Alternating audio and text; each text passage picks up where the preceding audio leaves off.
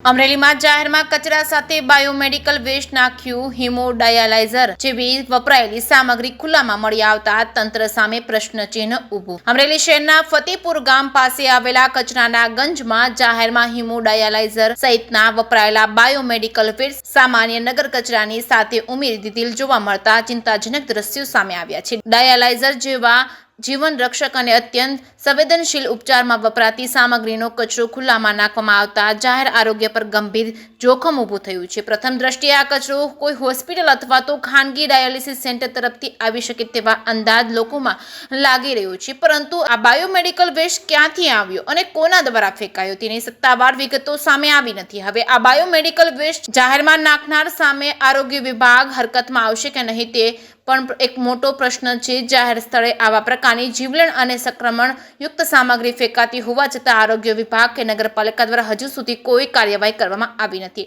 જેને લઈને સ્થાનિક નાગરિકોમાં રોષ જોવા મળી રહ્યો છે। બાયોમેડિકલ વેસ્ટનો કચરો જાહેરમાં ફેંકાતા એવું લાગી રહ્યું છે કે આરોગ્ય વિભાગનો ખોફ ડોક્ટરોમાં અને સંચાલકોમાં નથી રહ્યો। જો આરોગ્ય વિભાગનો ડર હોય તો આ બાયોમેડિકલ વેસ્ટનો કચરો જાહેરમાં ફેંકાયો ના હોય અને આવી ભૂલ ન કરે સંચાલકો ક્યારે? શું આરોગ્ય વિભાગના અધિકારીઓ અને હોસ્પિટલના સંચાલકોની મિલીભગતના કારણે હોસ્પિટલો કોઈ ડર રાખ્યા વગર જ જાહેરમાં બાયોમેડિકલ વેસ્ટનો કચરો ફેંકી રહ્યા છે?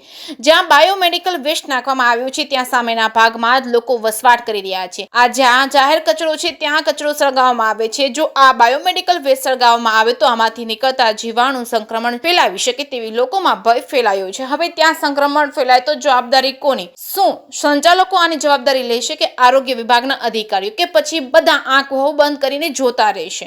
જાહેરમાં બાયોમેડિકલ વેસ્ટ નાખનાર સામે તાત્કાલિક તપાસ કરી કડક કાર્યવાહી અને કાયદેસરના પગલાં લેવા જોઈએ, તેમજ આવી ઘટનાઓ ફરી ન બને તેની સૂચિત વ્યવસ્થા અને મોનિટરિંગ સિસ્ટમ ઊભી કરવામાં આવે તેવી લોક માંગ ઉઠી છે। આ મામલે હાલ જિલ્લા આરોગ્ય વિભાગ અને પાલિકા બંને તંત્ર દ્વારા જવાબદાર લોકો અને હોસ્પિટલ સામે કડક કાર્યવાહી કરવામાં આવશે કે પછી ભીનું સંકેલી લેવામાં આવશે તે હવે આવનારો સમય જ બતાવશે કે શું થશે। જે કે સિંહ ગુજરાતી સાથે જયની સુચિત્રા, અમરેલી।